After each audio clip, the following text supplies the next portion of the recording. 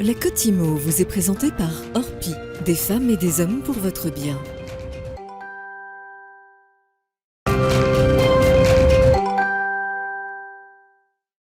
Bonjour à toutes et à tous, ravi de vous retrouver sur le plateau de la Côte Imo, une émission, vous le savez, coproduite par Bismart et Radio Imo. Je suis ravie de vous retrouver, Sylvain.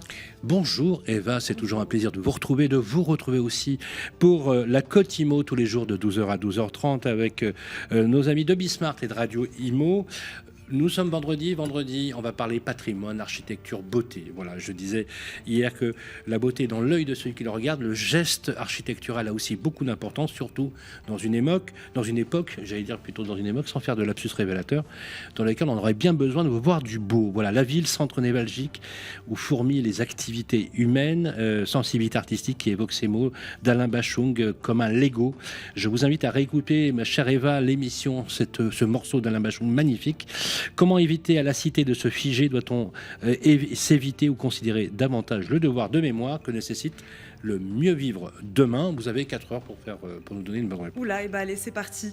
On va parler plus précisément, c'est ce que vous le disiez, du rôle de l'architecte dans la transition écologique. Puis en seconde partie d'émission, on abordera l'anticipation et le rôle à jouer de la transmission s'agissant des évolutions de la ville. Pour ce faire, on aura 2 invités aujourd'hui avec nous. Valérie Flicoteau nous accompagne, architecte urbaniste et vice-présidente du Conseil national de l'Ordre des architectes. Nous accompagnera en deuxième partie d'émission Thierry Pacaud, philosophe et professeur émérite à l'Institut d'urbanisme de Paris.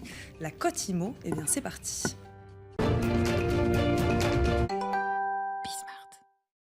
Difficile de parler des évolutions de la ville sans s'adresser à celui qui les circonscrit, en dessine les contours. C'est bien de l'architecte dont il s'agit.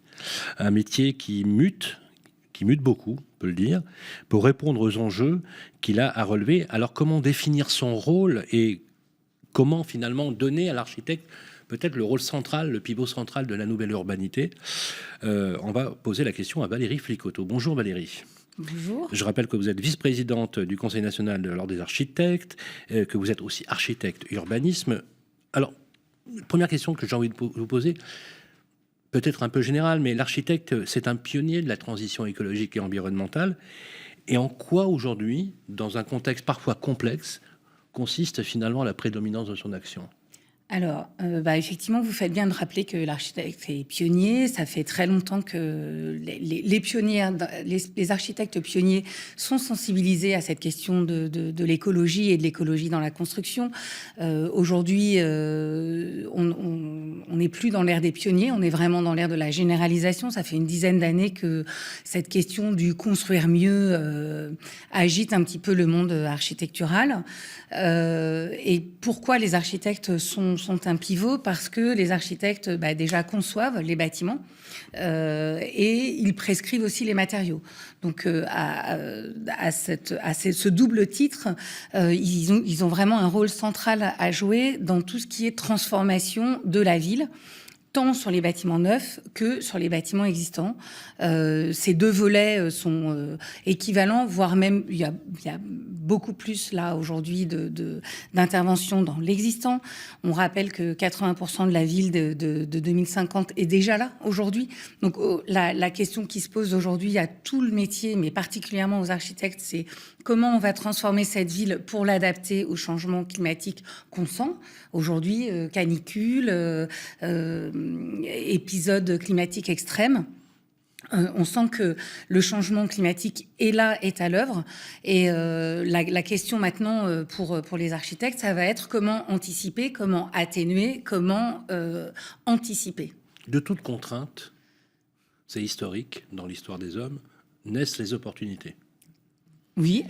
En quoi l'environnement peut devenir finalement pour vous un allié plutôt qu'un défi problématique?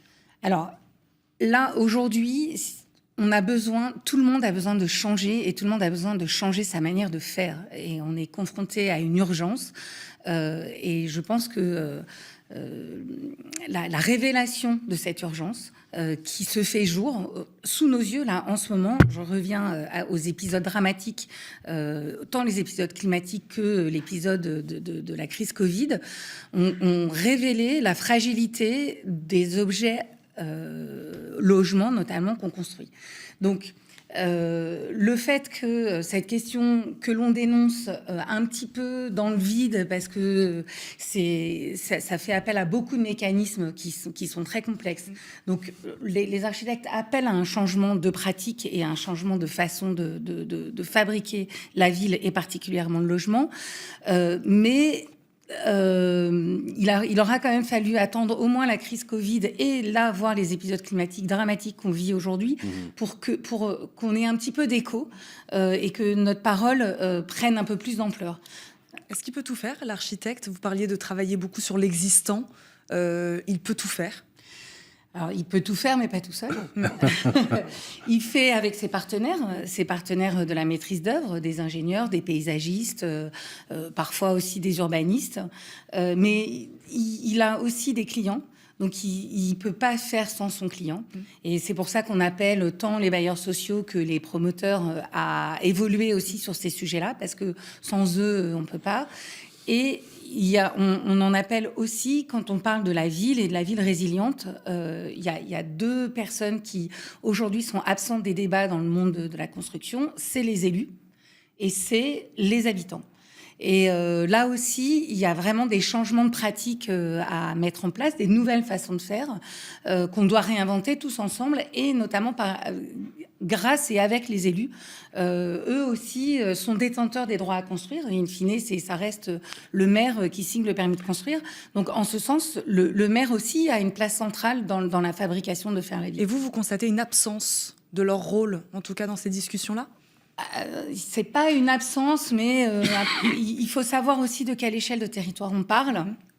Il est vrai que les métropoles et les grandes communes, les grandes communautés d'agglos ont des services techniques, ont voire même parfois des architectes qui les accompagnent dans l'élaboration de leurs documents d'urbanisme, et où les instructions sont faites avec beaucoup de rigueur. Mais il y a 36 000 communes en France, dont beaucoup de petites communes qui, elles, se sentent totalement délaissées et abandonnées, qui, elles, aspirent à de l'ingénierie territoriale. Et on voit bien que les deux programmes Petites Villes de demain et Action Cœur de Ville sont bien une réponse qu'a trouvée la précédente mandature pour répondre à ces aspirations de plus de conseils et de plus d'accompagnement sur ces sujets. Mais il y a eu 1700 communes, je crois, dans le programme Petites Villes de demain.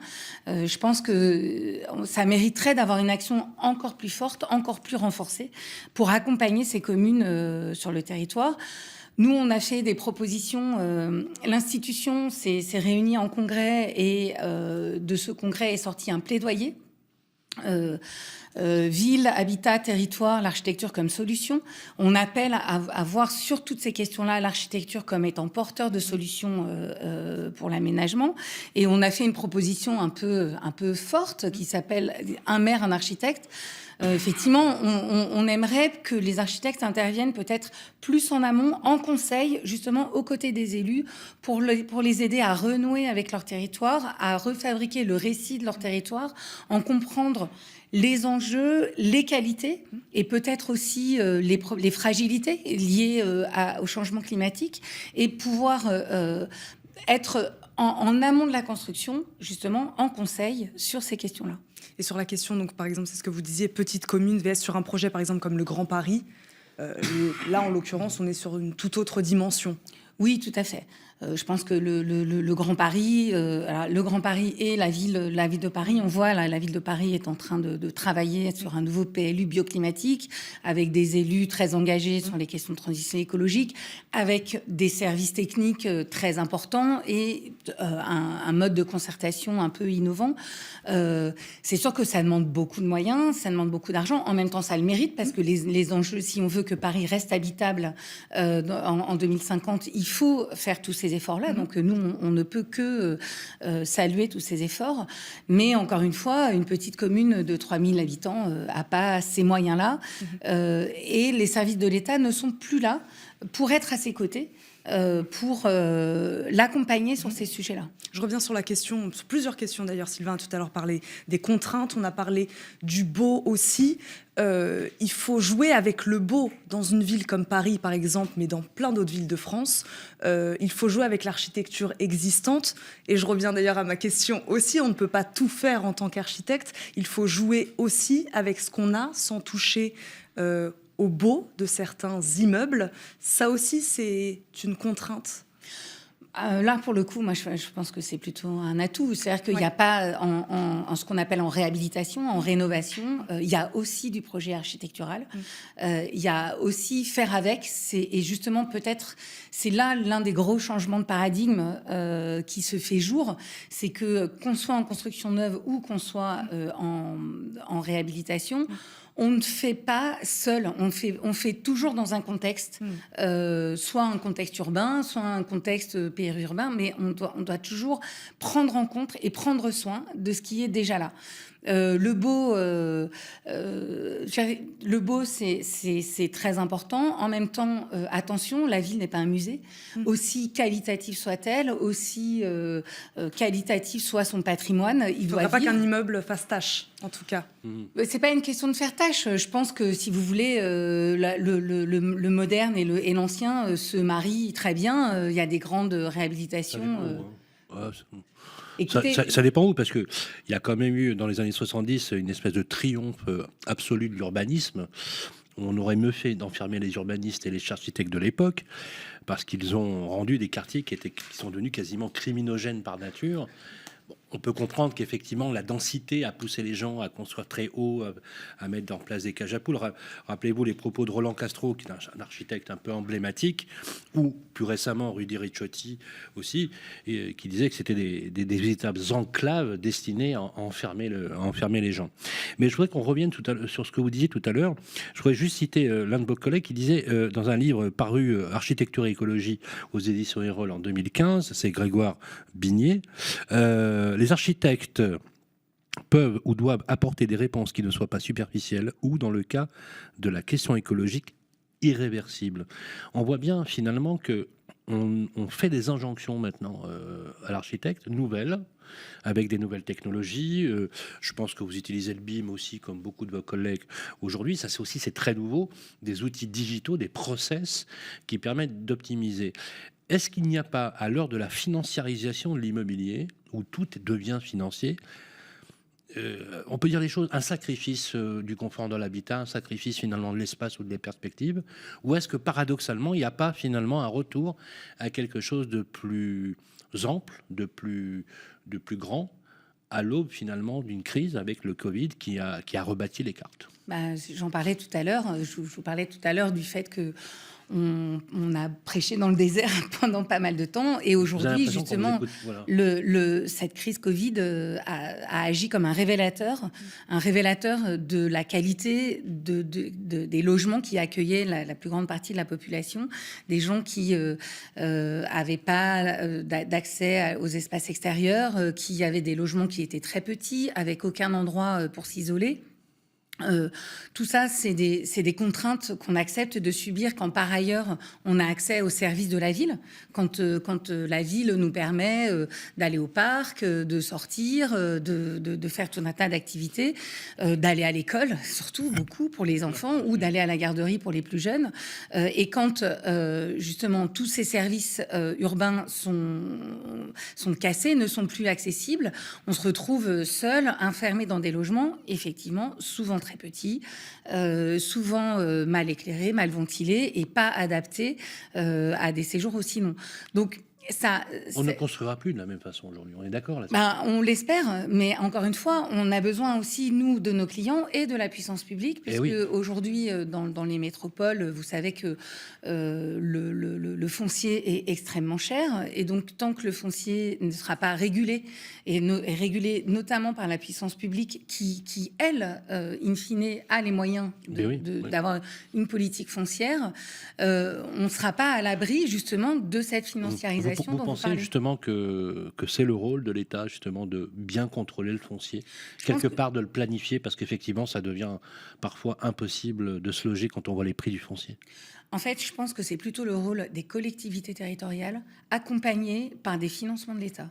C'est-à-dire très qu'il y a aujourd'hui des mécanismes d'établissement public foncier qui donc vous êtes favorable donc, au rapport Rebsamen qui a indiqué qu'il fallait conjointement un financement de l'État et une liberté de l'aménagement du territoire pour les collectivités locales. Oui, alors après, il faut aussi s'assurer que des prérequis qui soient, et notamment sur les questions de transition écologique, vous avez entendu parler du zéro artificialisation nette. Oui. Je vais y arriver. La fameuse ZAN. Le fameux ZAN qui inquiète beaucoup de maires et qui les inquiète d'autant plus que, encore une fois, ils ne sont pas forcément accompagnés par une ingénierie territoriale publique à leur côté. Si vous voulez, en même temps, le ZAN, on n'a pas le choix, il faut y aller. Donc ça va être compliqué. Ça va être compliqué d'emmener les maires aussi dans un projet de territoire qui doit s'écrire différemment et qui doit s'écrire pour eux et avec eux. C'est pour ça que là, nous, on en appelle à vraiment un renforcement de l'ingénierie territoriale. Et donc, pour revenir à votre question, il ne s'agit pas non plus qu'un élu local décide que le ZAN ne pourra pas s'appliquer sur sa commune. Mais par contre, il s'agit que l'État l'aide et l'accompagne à mettre en œuvre le ZAN de façon harmonieuse, en soit finançant des établissements publics fonciers, soit lui donnant les moyens d'avoir une maîtrise d'œuvre urbaine de qualité, pluridisciplinaire, à ses côtés pour fabriquer son projet de territoire. On va terminer là-dessus. Merci beaucoup Valérie Flicoteau d'avoir répondu à nos questions. Aujourd'hui, je rappelle, vous êtes vice-présidente du Conseil national de l'Ordre des architectes. Merci beaucoup d'avoir répondu à nos questions. Merci Sylvain. Tout de suite dans la Côte Imo.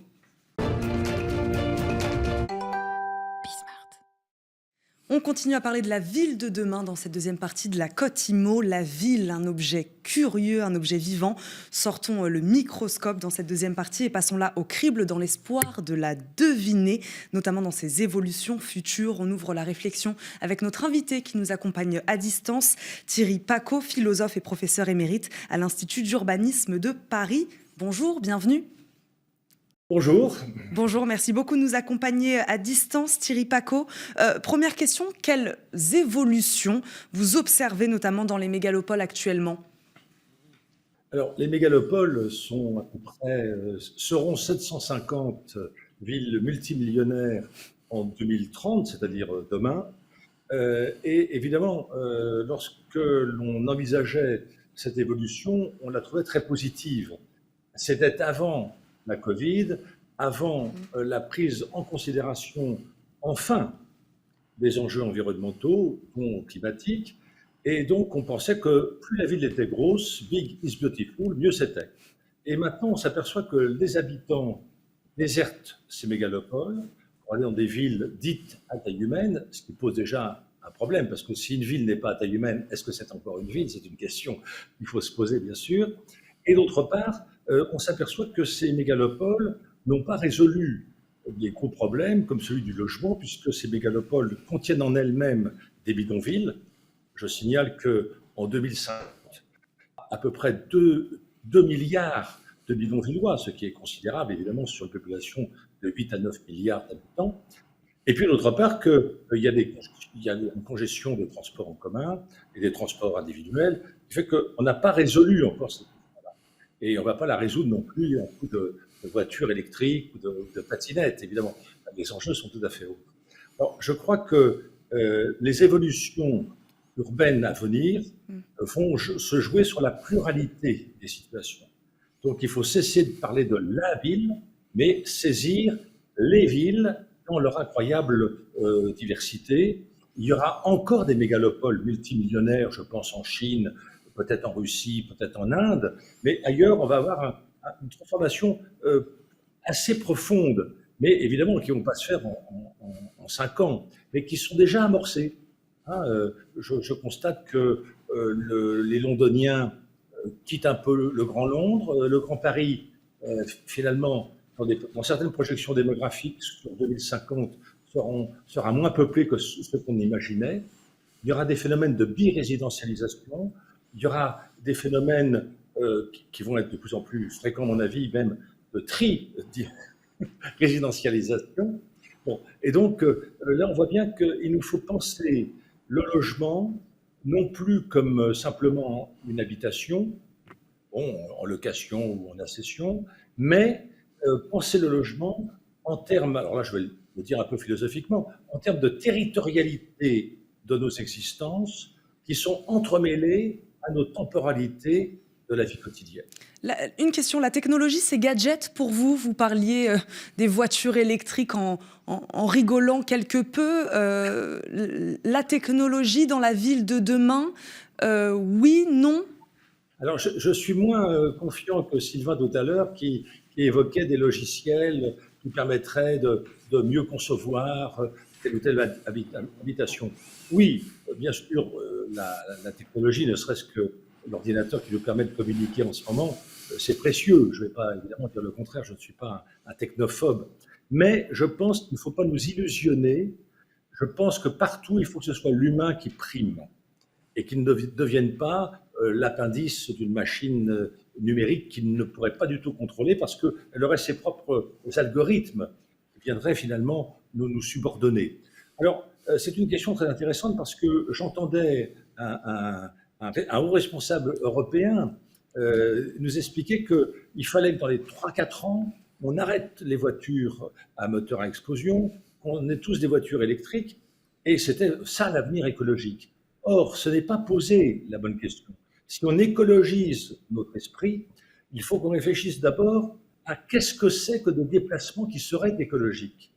Si on maintient le système automobile avec ses autoroutes, avec ses garages, qui seront simplement des bornes de recharge électrique, mais ça reviendra au même, avec son système d'assurance, avec son système d'accident, etc., on ne sort pas de la situation. Et donc, l'automobile, qu'elle soit électrique ou à moteur, va configurer l'organisation des territoires. Par contre, si on change les systèmes de livraison, si on change les systèmes de déplacement, si on n'a pas besoin de toutes ces mobilités quotidiennement, alors on réorganise différemment le territoire et peut-être que là, on peut prendre en considération ce qu'il faut faire, la dimension du vivant. Thierry Pacaud, vous avez rédigé un nouvel ouvrage sur les bidonvilles. D'ailleurs, je crois savoir que vous êtes le seul à utiliser le terme bidonvillois. Vous avez dit tout à l'heure qu'il serait quasiment 2 milliards sur la planète. C'est des objets citadins, je vous cite, non identifiés dans lesquels figure tout de même le mot ville. Qu'est-ce que ça va devenir, ces bidonvilles? Surtout quand vous dites qu'il y a quasiment un cinquième de la population mondiale qui va vivre à l'intérieur de ou qui vit à l'intérieur de ces bidonvilles. Je vais préciser ma question. Ouais. Est-ce que l'existence de ces bidonvilles n'est-elle pas le symbole d'une faillite ou d'un dysfonctionnement structurel de gouvernance des sociétés modernes? Si, bien évidemment. C'est qu'on n'a jamais voulu résoudre cette question. Et dans mon livre, je découvrais, parce que je ne savais pas, en lisant des rapports des Nations Unies il y a 50 ans, avec leurs propositions de réforme, de transformation, de résorption des bidonvilles, eh bien, le déroulé des propositions est exactement le même que celui qu'aujourd'hui les mêmes experts, sauf que c'est ceux de la génération d'après, préconisent. Donc, il y a bien là un point aveugle. C'est pour ça que je considère que le bidonville est la part d'ombre de notre urbanisation planétaire. C'est-à-dire qu'on a laissé dans l'ombre une population qu'on n'arrivait pas à intégrer pour des questions économiques. Tout le logement social, dit social, dans les pays d'Afrique aujourd'hui, par exemple, on en construit beaucoup, en Côte d'Ivoire, au Cameroun, etc., ne sont pas destinés aux plus pauvres, mais à une sorte de middle class. Alors, du coup, l'affaire est piégée. Ça, c'est le premier point. Le deuxième point, c'est pour ça que je tiens beaucoup au pluriel de bidonville, chaque bidonville en cache un autre. Il y a un bidonville qui est peut-être centenaire, qui a réussi peut-être à être durcifié, c'est-à-dire qu'on a bâti avec des briques ou des adobes, etc. On a pu mettre une couverture un peu plus solide, on a pu peut-être même intégrer des latrines, etc. Et à côté de ça, il y a l'image qu'on a tous du bidonville, c'est-à-dire 3 branchages avec un bout de plastique déchiré. Alors on a ces deux dimensions-là qui coexistent. Thierry, Je vais citer un livre que vous avez écrit, qui date de 92, Ville et civilisation urbaine 18e, 20e siècle. Je vous cite, la ville n'est pas seulement un objet physique, elle est aussi un sujet, un acteur actif, je cite, de cette dynamique sociale à laquelle elle participe et dont elle procède. Vous avez écrit ça en 92. C'est d'une modernité saisissante. On est dans le cœur du sujet, là. Oui, effectivement, je pense que la ville, parce qu'il y en a beaucoup qui la rejettent, j'allais dire un peu hâtivement, je pense que la ville, si on considère que c'est l'heureuse combinaison des trois qualités que j'avais définies dans d'autres livres, à savoir l'urbanité, la diversité et l'altérité, je pense qu'on est en plein dedans. Et donc, je ne suis pas du tout anti-urbain. Quand j'appelle à décroître les mégalopoles, c'est plus par précaution, j'allais dire, face aux dangers qu'elles font vivre. Je vous signale quand même que sur les 20 plus grandes mégalopoles du monde, 16 sont des ports qui vont devoir affronter la question de la montée des eaux dans les 5 ou 10 ans qui viennent. Et ça va exiger des transformations très importantes. C'est pour ça que je suis un peu moins optimiste que votre invitée précédente, qui dit oui, maintenant ça y est, on a compris, il faut s'y mettre, etc. Non, je pense qu'on s'y met très lentement et trop lentement et que tout le monde ne s'y met pas. Alors, quant à vouloir valoriser les élus, je vous précise quand même qu'en France, par exemple, on peut être un élu du 9-3 dans une municipalité avec 7% des voix. Donc là, on est au cœur de la question de ce que j'expliquais déjà en 92, c'est-à-dire que pour qu'il y ait un esprit de la ville, il faut qu'il y ait des citadins convaincus que la civilisation s'inscrit dans les murs de la ville et ils doivent être partie prenante. Même les enfants, tous les citadins, tous ceux qui sont là, doivent prendre en charge la transformation même de leur propre territoire. Merci beaucoup Thierry Pacaud d'avoir répondu à toutes nos questions aujourd'hui, de nous avoir fait l'honneur de partager ce qui vous anime, cette ville de demain. Je me permets, il nous reste quelques secondes. La ville de demain, elle sera diverse. On saura intégrer la diversité. Ou elle ne le sera pas. Il faut, impérativement. Ouais. Eh ben, merci beaucoup d'avoir été avec nous. Je rappelle, vous êtes donc philosophe et professeur émérite à l'Institut d'urbanisme de Paris. Merci à vous, Sylvain. Ravi d'avoir passé cette semaine à vos côtés. Absolument. Merci, Eva. Et d'ailleurs, lundi prochain, notre ami Nicolas Panier sera de va retour. reprendre le relais. Mais vous nous promettez de revenir nous voir, bien sûr, Eva. Bien sûr. Avec qui nous avons eu beaucoup de plaisir à passer ces 15 derniers jours. Et oui, c'est la fin de la semaine. Vous étiez bien sûr à la Côte Imo, en direct justement de Bismart et de Radio Imo chaque jour à midi. C'est le magazine de l'immobilier. Merci à tous nos invités d'avoir participé à cette émission aujourd'hui où on a parlé philosophie, patrimoine et architecture. On va vous souhaiter un excellent week-end. On se retrouve lundi pour parler tech. La Côte Imo vous a été présentée par Orpi, des femmes et des hommes pour votre bien.